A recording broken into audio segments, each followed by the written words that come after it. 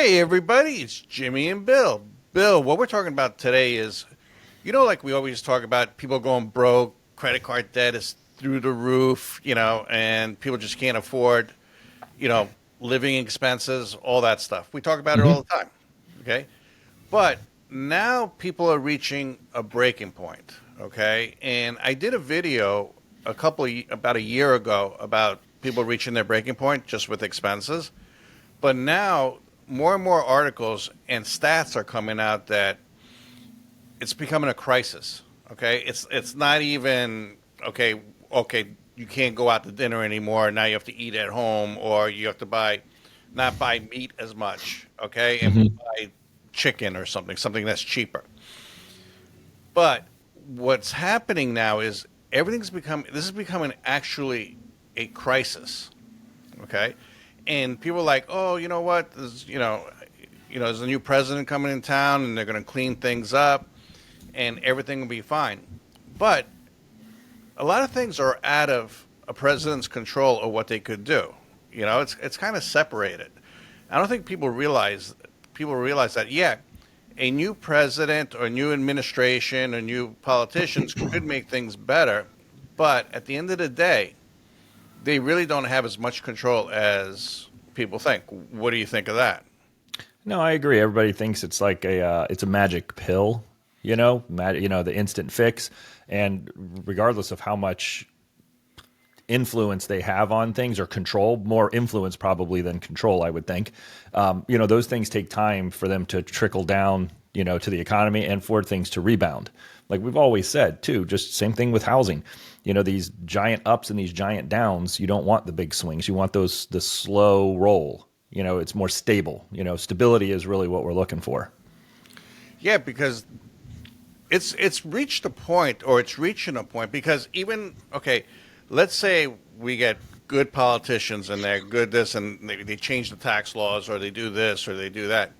It's still, everything takes time, okay? And I think there's been enough damage over the years, and I'm not just talking about this administration that's going on. I'm talking Take about, the words out of my mouth. Yeah, I was like, this you know isn't a 4-year problem. This no, is a this is not a 4 year problem. This is a generational problem. generational problem.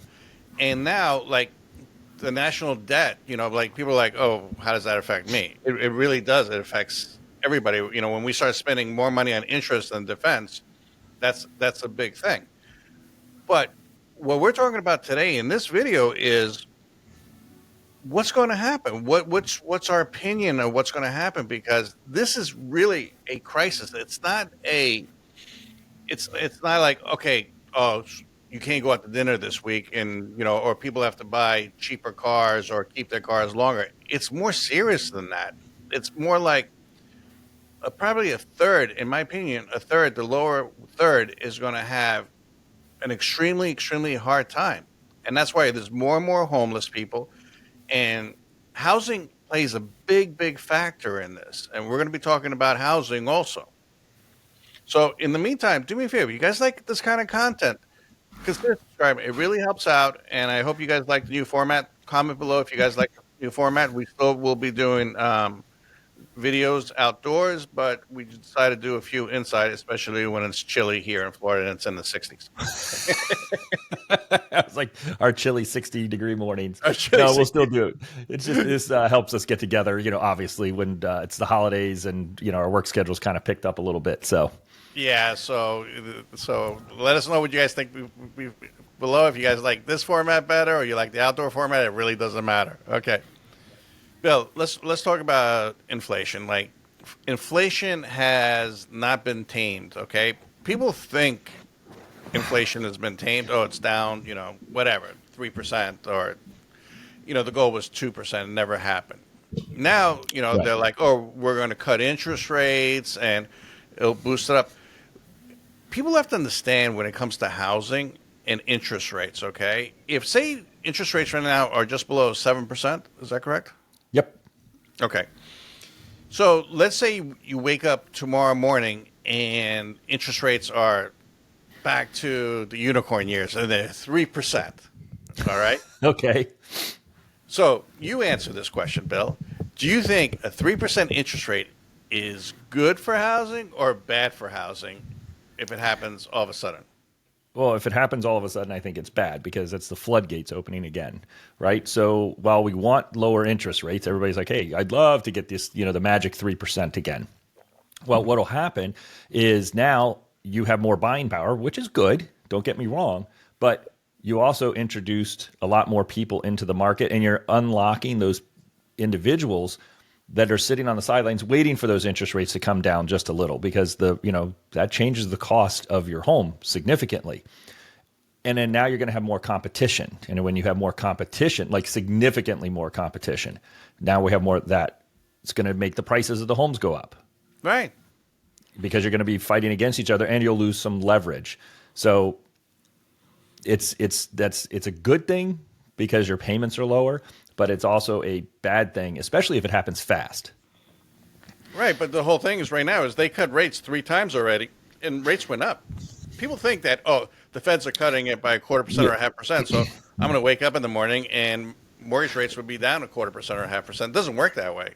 Right, and that's where and the mortgage rates are affected by the 10-year bond. So the closer the spread between the 10-year and the 30 is, the more stable things are. But it just takes time for it to change. And then if there's the speculation that the Fed is going to drop their rates, because all the economists pay attention to this, some of those, when the rates may get dropped before the Fed drops their rates. So it's already built in and it doesn't really affect things.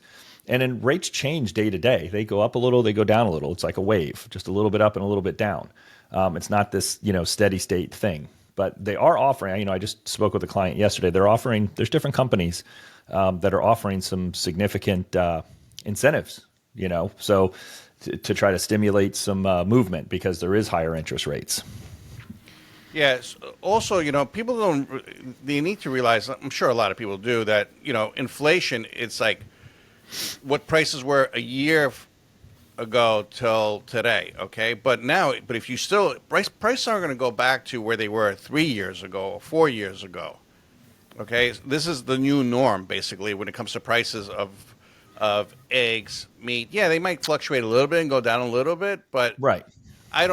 in my opinion, I don't think definitely cars, trucks, because the auto industry is in a lot of trouble. You went shopping for cars. Some of the cars are freaking ridiculously priced. Yeah. You're talking about 70, 80, 90,000 for a car, which is like an absurd price in my opinion. And then Right. Yeah. the Depending on the normal, vehicle. yeah, the Go ahead. normal car payment before was like $300-400, not that long ago, and now the average car payment, I think I just looked at it when I was getting ready for this video, was like $810, Yep. $700. Yeah. Vehicles are more expensive. Everything's more because of inflation too, and just like the housing market, and obviously I don't know nearly as much about the vehicle market as I do housing, but with the supply and demand, we couldn't get vehicles during COVID, so the prices of vehicles went up because people still need cars, just like Yeah, but houses. the big motor companies, like they, in my opinion, they got greedy and they're like, hey, if we can make more money, let's make more money and keep these prices up. But now they're getting slapped on the hand saying, no, we're not buying them. That's why the car lots are just full of vehicles right now.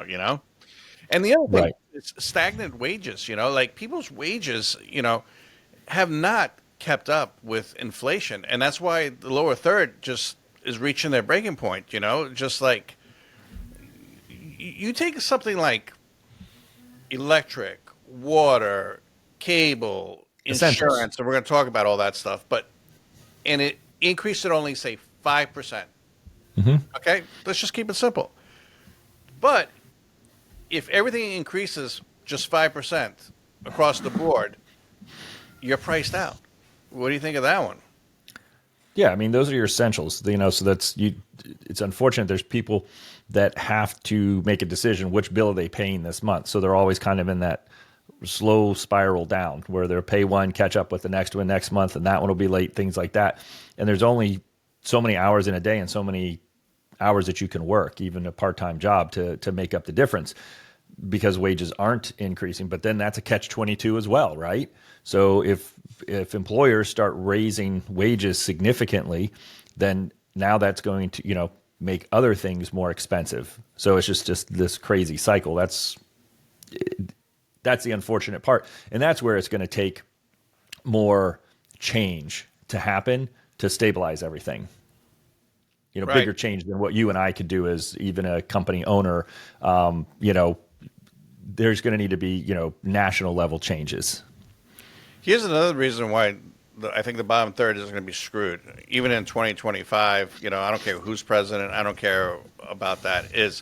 And people are going to comment below saying this is not true, but it is true. Housing shortages. And let me explain housing shortages. Yes, if you go to Zillow, there's more and more houses, especially here in Florida. Everything inventory is blowing up. Houses aren't selling. So when you say housing shortages, it doesn't sound right. But let me rephrase it: affordable housing shortage. Okay, there's plenty of houses around. So if you have $500,000 or whatever, yeah, you can find a house even 450, 400. Mm-hmm. But there's a lot that goes into buying a house. It's not just the cost of the house; it's taxes, insurance, and we're going to talk about all that. But affordable housing shortage is going to kill the lower third. What do you think of that one? Yeah, and you're starting to see that with builders. They've shifted over the past 12 months or so their planned projects where they were building a lot more higher end homes because at that point that's who could afford the homes. But now they know that there's only so much that they can build in one specific value point for a house. So they've got to get more affordable because there aren't enough homes for the people that can buy. And the same thing with the rents through the roof. Although it is coming down little by little, but it's still high, but stabilizing, which is good because we need that. We really, really do need that, particularly here in Florida. All right, let's. What about this one? Okay, one of the problems, and everybody's saying this because when I'm doing research for this video, they're like, "Well, this is how it's going to be solved: high energy cost." So, the saying, "Drill, baby, drill." Okay, actually, after I was doing some research on it, and I'm not being negative about it and stuff like that, but we actually produced a lot of oil this year. Yeah. We literally produced a lot of oil this year, and gas prices, have gone down. Mm-hmm. But I don't think, and I know a lot of products from plastics to everything's made out of petroleum. People don't realize pretty much stuff that you wear and you buy is a petroleum based product. Everything's Yeah, petroleum it's based. everything. Almost nearly everything has it. It's amazing what's in there. Yeah, and alternative energy, windmills, all that stuff is great. I think it should be a combination of everything. I believe in clean energy, but Mm-hmm. but it's not. I don't think it's to the point right now that's reliable enough to supply everything. Maybe in the future it will be, but right now I don't think it is. Right. I mean, think about how much it takes to make a solar panel, and then you have to have the batteries and all the other stuff and the minerals and whatnot that goes into it. So it's just, I don't like you said, I don't think it's But on quite there side yet. note, yeah, on side note, the windmills, I did when I was doing a video on that kind of stuff. They bury that stuff, they have to bury it into the landfills. They only last so long. The solar panels, I don't know what Mm-hmm. happens to them, but if you bury it too, and batteries, you are digging, it's like that's an environmental thing too, digging to get the byproducts. I won't even go into it, but there's no perfect solution. It's not petroleum. It's not clean energy. Right. It has to be like something, neutral for everything. But the point for this is if you bring down energy cost, I do think that it'll lower the overall cost for a lot of products. However, I think that by the time that happens, and because prices go up faster, much faster than they come down, Mm-hmm. it's just the way it is. Remember the lumber when prices Oh skyrocketed my God. Yeah. and they started coming Oof. down? Yeah. They went up like basically overnight because people are basing things on the futures. Mm-hmm. Do you think that with lower energy cost, it will help the bottom third and then I'll tell you what I think. Of course it will. It's going to help everybody because think about it. Shipping costs. How much does it cost to run the tanker truck?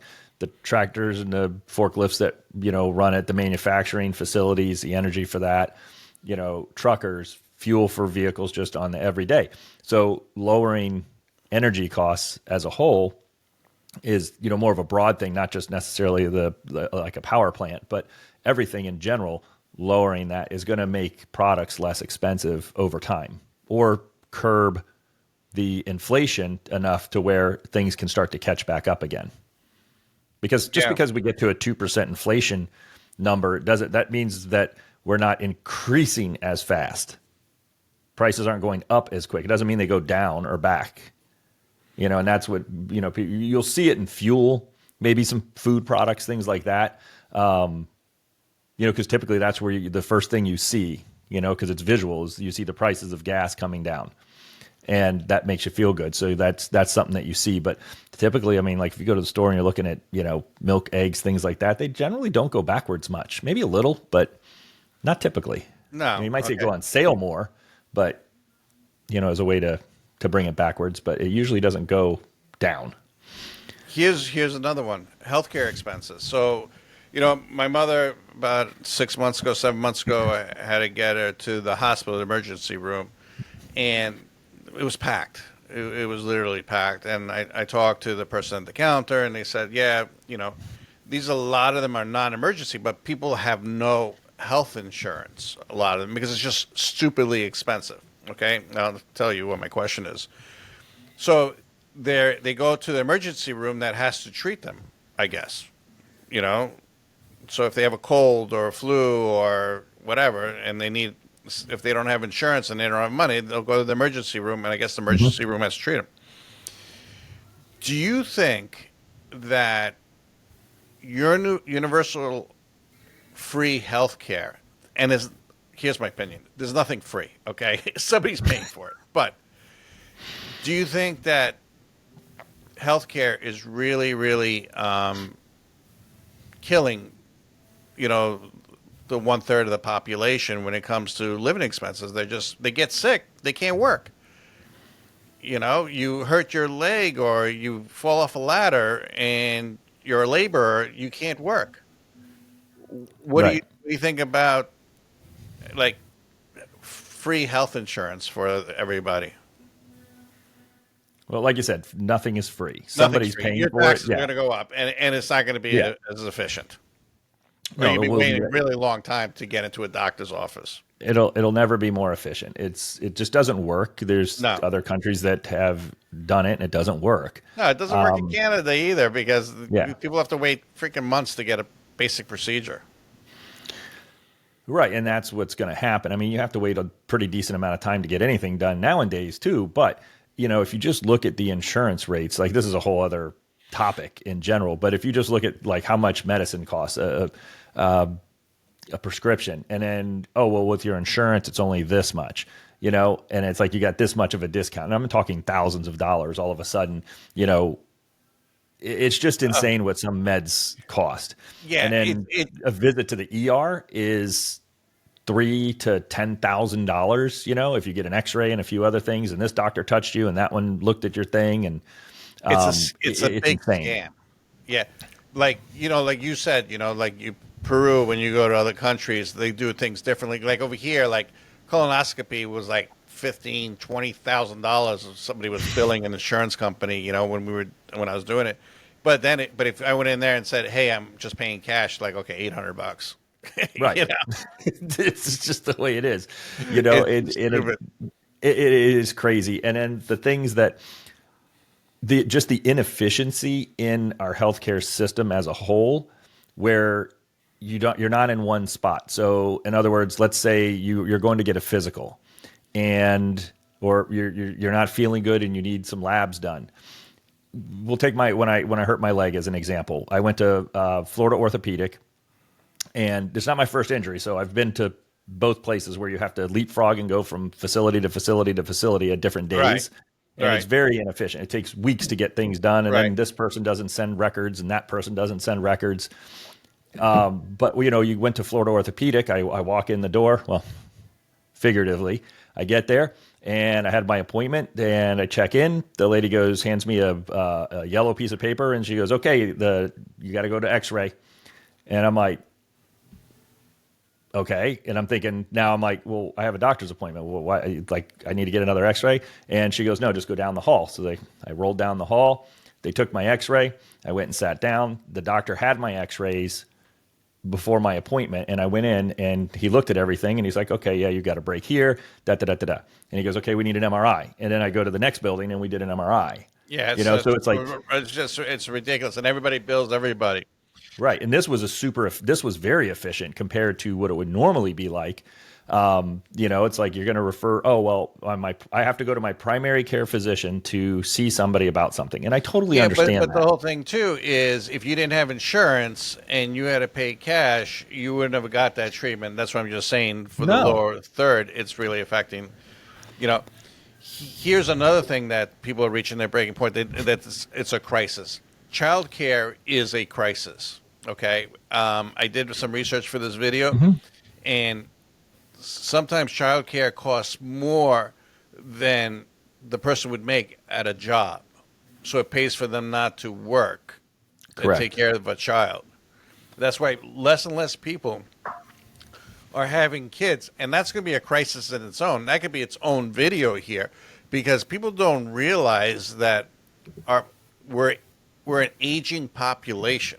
Okay, I know Elon Musk talked about it. I did a little research on it, but people are not having as many kids as they used to, and this is worldwide. And that's going to be a big crisis when you're going to have more seniors than young people, and the seniors are going to have a living, cost crisis also, which a lot of them do right now. That's why when I go to the supermarket, I go to Walmart, I go to this, everywhere, I see seniors bagging, just doing stuff that they should be retired. And yes, I know a lot of them are doing it because they want to get out of the house, but a lot of them are doing it because they have to. Well, I would be willing to bet, I have no data on this, but I'd be willing to bet that most of them are doing it because they need the money. Truthfully, they need the extra money, but they don't want to make too much money because it changes some things with like Medicare, Medicaid, but they're doing just enough to keep some, because they need the extra cash to live because everything's gotten so expensive. So at the end of the day, like we could go into tax policies. I wrote some down, credit card debt that people, have it, aging infrastructure, that we need money, roads, bridges, all that stuff, national debt, people are talking about climate change. We have to bring that up because people bring it up in the comments too. Insurance, especially here in Florida, property taxes, I could go down a list of 15 other things. But at the end of the day, this is a crisis. And I can't think of a solution. Maybe some people watching this video could think of a solution, but something has to happen. And I'm not talking about becoming a socialist nation or anything like that. Some people are going to say that Right. government control. Government is not the answer. They need, I think, government getting out of the way, maybe will be so much regulations. Regulations bring costs to businesses. Right. I heard some stuff, people were talking about the economy and this, that, and the other. And it doesn't matter who the president is, who you like, who you don't like, who the cabinet members are. But the fact that we're getting some people that who have started businesses from scratch, built them up to, in some cases, $1 billion businesses, running the country, or at least being advisors. The country is a giant business. It's no different than like trying to run the city or a county, all the way down to your own. But they don't produce nothing. Right. But they're non-productive. Yeah, there's a non-production portion of it, but it's still a business at the end of the day. Yeah. And it needs to be run like that. And, I don't disagree with anybody when they say that the government is overspending. And I also hold I hold the government responsible for those kind of things. But I also, when you go and you start bidding for government contracts and, something costs X, Y, it's 10 times more expensive to the government versus what you would pay in the private sector for. because the government's going to do it, and there's all the red tape and all the bureaucracy that the seller has to go through. And it's not something like, like you just said, it's not like a government could say, hey, by the way, this is free.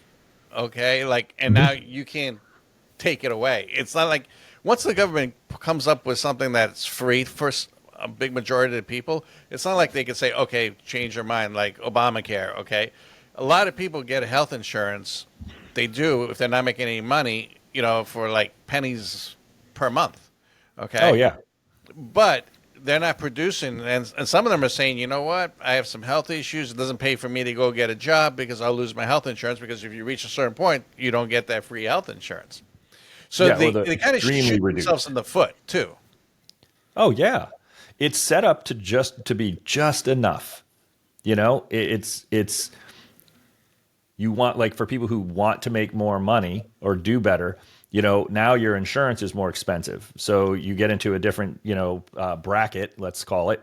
Now Yeah. your insurance is more money because you went into that bracket, so it eats up all of your money that you're making in your new bracket because you have to pay more for things. I just You know think the and that government sometimes, that's what I'm saying. The government sometimes incentivizes people to be less productive. Let's just put it that way, Right. which And keeps let's them look at to the welfare and bottom. think, yeah, Yeah. welfare is the same way. And I know it's a good program and people need it, but at the same token, it's just enough to where you can't quite, it's a cycle. You get stuck in that cycle, because if you go to work, childcare, you lose your childcare benefits.